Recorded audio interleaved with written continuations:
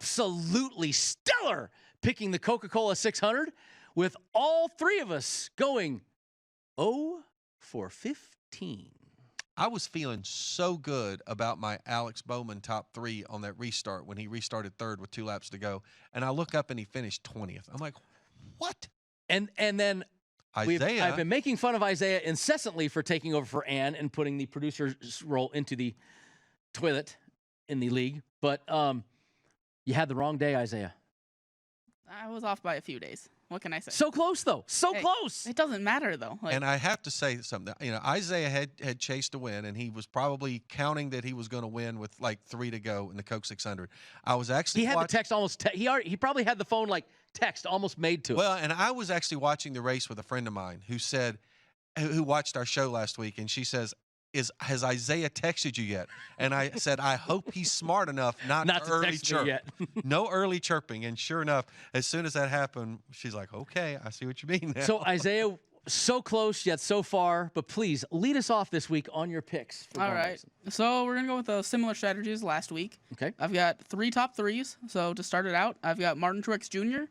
at plus 225. After all that stats I just gave you. Look, Bristol, I think qualifying matters. Now, with no real qualifying, going off a draw. Bucking the trend. All right. Yeah, hey, look, I went iRacing trend with William Byron a few weeks ago. Didn't work, but, you know, I'm not just going to conform to all these numbers. Data means nothing. As David Fisdale once said, take that for data. So, you know what? Who cares? Kurt Busch at plus 400. And then finally, Eric Almirola at plus 800. So that's for top 3. And then to win the race, we have Kevin Harvick at plus 800. I feel like he'll have a strong weekend again. And then I'm going to go with the back-to-back win. I think it's a little much to go maybe 4 straight. Could be wins for Chase Elliott. But him at plus 900, I think, are good odds. I can't knock that. I can't knock some of those. I can knock a couple of them, but, you know, I can't knock all of them. So we shall see how he does in the league this weekend. Mr. Jeff Motley, since we can go in the order that we did the last time that we actually won a bet, which was the Darlington weeks. And I'm not going to point out that, you know, I kicked everybody's butt at Darlington, but I kicked everybody's butt at Darlington. You picked a race winner. I'm just saying.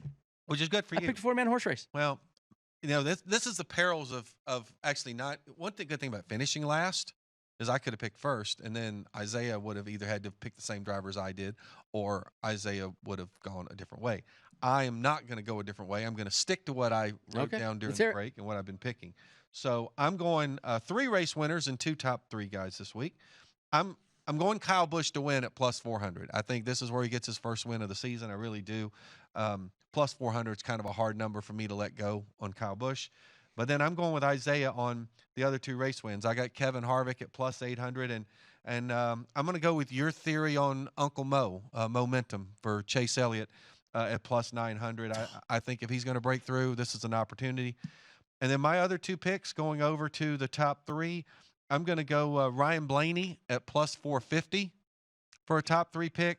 And, Brendan, I know that you and I probably will go the same on this one, but my man Matty D at 10-1. So hey, see, it sounds like the perils of you picking last and finishing first are raising their head now. I really don't like this now. Because now, like, first. What? But give it.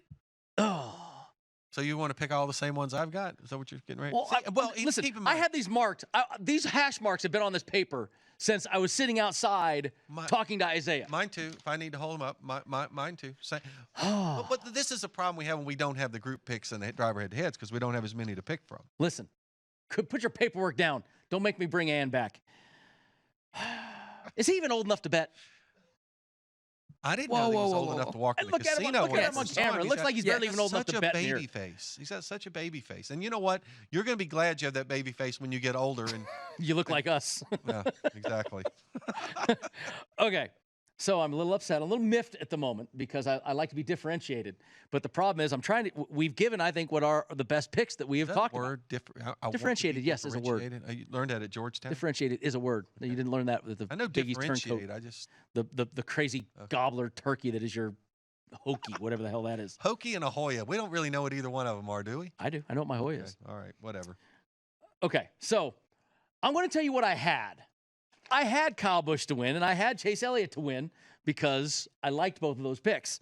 And I had Kevin Harvick top 3. I had Ryan Blaney top 3, and I had Matt DiBenedetto. Well, nobody else is taking Kevin Harvick in the top 5, so you can take Kevin Harvick top in 3. the top 5. Top 3. Top 3, excuse me. Yeah, but Blaney, DiBenedetto, Busch, and Chase Elliott, like, we're too similar. I got to go something different now. And I have like less than 3 minutes now to figure out what I want to pick. And if you don't win and we do, you're going to blame it on us. But absolutely. But you can't do that because you won the last time, and listen, that's why you're picking that's last. like Michael Gaughn. When the decisions are great, it's all his in this place. And when they don't work, it was somebody else, and he acts like they didn't happen. Success has many fathers. Failure is an orphan. Always remember that. I've never heard that one. I'm using that with my dad. Yeah, I reminded him of Fever Nightclub the other night, and he said, what? Okay, so I'm going to change up a little bit. Not a lot, but a little bit. I think Kyle Busch has not been running well enough, even though he is the favorite at 400. I'm going to take him off of my list. I am keeping Chase Elliott, though, at plus 900. I do think he is just way too strong of a favorite there to win that race. And I'm going to go super long shot to win Matt DiBenedetto 40-1. I'm going to put all the eggs in Matt DiBenedetto to win. You guys are hedging your bet saying he's only going to do top 3. I'm going all the way to the W. So Matt DiBenedetto to win and Chase Elliott to win. In top 3, I'm going to stick with Kevin Harvick at plus 225 because I like that too much. I'm going to go with Kurt Busch top 3 instead of Ryan Blaney, even though I want Ryan Blaney. And then I'm going to keep Ryan Blaney. I'm going to go Kurt Busch, Ryan Blaney, and Kevin Harvick top 3. Those are my now differentiated picks to get off of you two slugs. So you could win with Kevin Harvick finishing top 3 or Matty D winning the race because no one has those picks. I want Matt DiBenedetto to be like nowhere near the top 3 or to win. That's it. If he gets top 3, I'm going to be mad at both of you. Sorry. I apologize. I just don't like you guys. This is the way the rules have been since we've been picking for we're in our 3rd year. Yeah, I know, but that was way too similar. We didn't have all the group matchups to get to and all those things to differentiate a little bit. And I'm using that word all the time now just to upset you. Well, differentiate, I know. I just didn't know differentiated. I didn't know we'd made a verb. You can make it plural. You can verb it. All right. Verb it. So that is Gone Racing for this week. To the bettors at home, remember, take a peek. The what he calls the group matchups and the head-to-heads will be coming out probably later today. I don't know if I'm allowed to say certain apps or anything like that, but check your local app, what state you're in.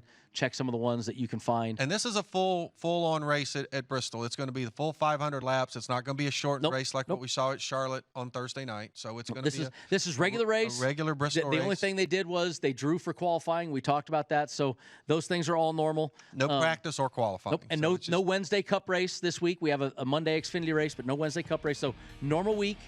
We get everything right this week. We get to go back to normal next week on Gone Racing. Maybe have some head-to-heads, be able to talk about Atlanta. So that's kind of exciting. Mr. Motley, I appreciate you being here.